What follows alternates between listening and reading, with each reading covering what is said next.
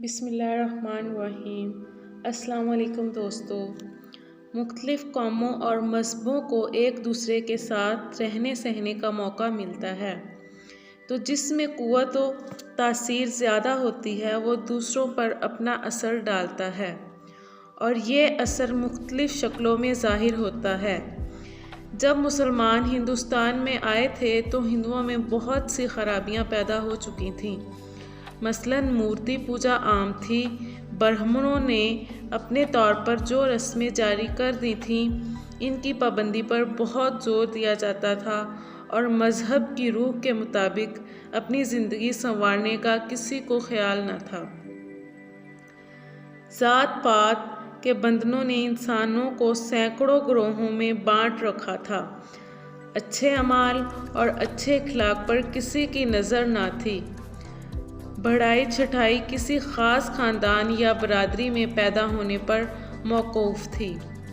چھوت چھات کی وبا ہر طرف پھیلی ہوئی تھی۔ بعض مقامات میں تو یہ حالت تھی کہ جن لوگوں کو اچھوت سمجھا جاتا تھا وہ 60 گز تک برہمنوں سے دور رہنے پر مجبور تھے۔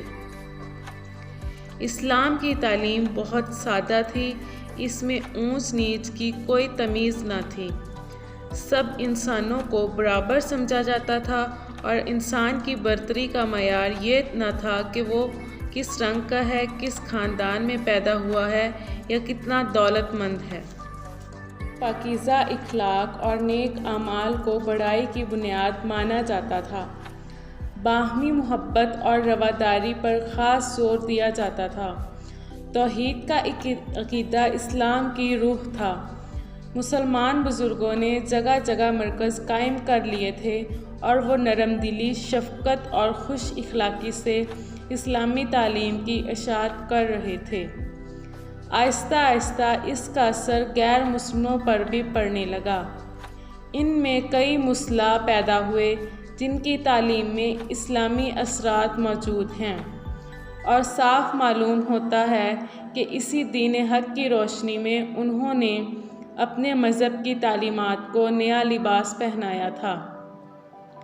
ان مسلحوں میں سے رامانند، چیتنیا اور گرو نانک کے نام خاص طور پر قابل ذکر ہیں۔ رامانند 14ویں صدی عیسوی میں گزرا ہے۔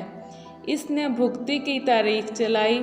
وہ ذات پات کے جھگڑوں سے سخت بیزار تھا۔ سب کو یہی تعلیم دیتا تھا کہ ایک خدا کی عبادت کرو، باہم محبت اور اتفاق سے رہو۔ تعصب اور تنگ نظری بہت بری چیز ہے۔ چیتنیا نے بھی چھوت چھات اور ذات پات کو بالکل چھوڑ دیا تھا۔ گرو نانک سے سکھ دھرم کی بنیاد پڑی۔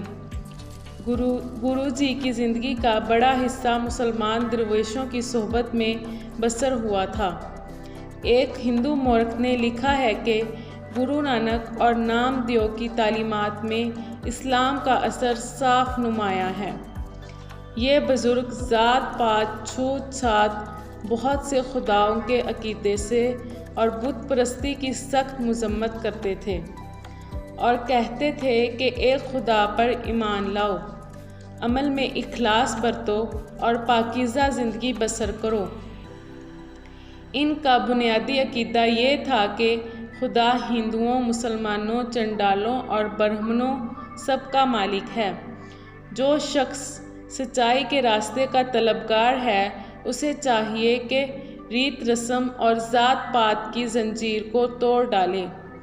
یہ پاکیزہ اثرات اسلام نے پیدا کیے، جن سے آہستہ آہستہ ہندو مت کی ساکن سطح میں بھی جنبش ہوئی، اور بعد میں جتنی اصلاحی تحریکیں بروئے کار آئیں ان سب میں ان کا اثرات موجود تھے۔